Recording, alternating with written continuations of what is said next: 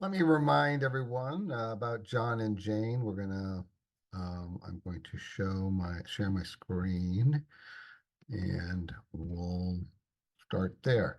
John and Jane are married. Jane is 50, John is 52. Unfortunately, a terrible thing has happened to John. He died in his sleep due to a massive heart attack. And he has left behind three children, 9, 12, and 17. Um, I think the most important things are that they own a home together. They still owe money on that home. John had a 401k balance of about 500,000. Jane will also receive an insurance benefit of about 500,000. She never really worked, so she doesn't qualify for Social Security on her own.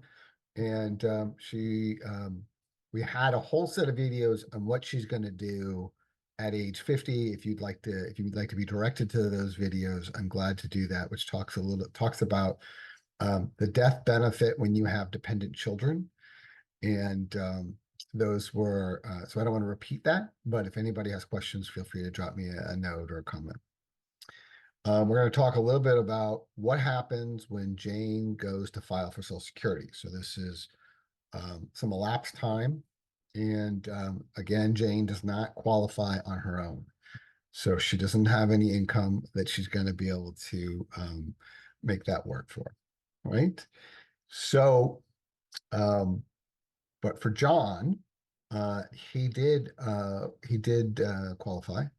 And I did a video on the detail of his earnings and just to kind of show you, but over the last 15 years or so, he was at the top of the Social Security earning pyramid, which puts him making over $168,000 a year.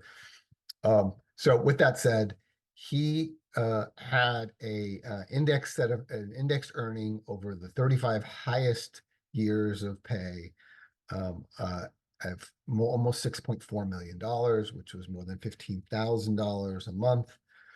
And that's just his index earnings. So when we go to calculate his actual Social Security payment on the first 1,174 of that 15,000, he is going to get 90% of that, which is 1,057.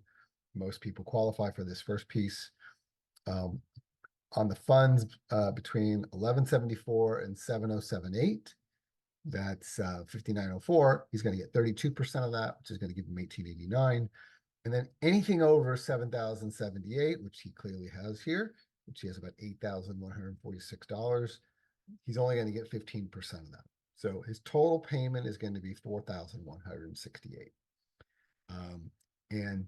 Jane isn't going to have any of that, isn't going to have any of her own. So her best case scenario is that she can go for a survivor benefit. She could go for a spousal benefit, but that would be only 50% of this 4,168, which wouldn't make any sense because the survivor benefit will be much more than that. I think when you look at the calculation, when we look at Jane, how she receives this money, I think what we'll find is that most likely the Social Security Administration will pay her spousal benefit and then add in additional earnings for the survivorship. We'll take a look at that when we get closer to the options analysis. All right. So those are Jane's options.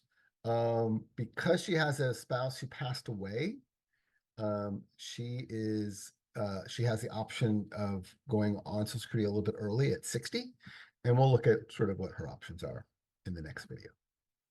Thank you.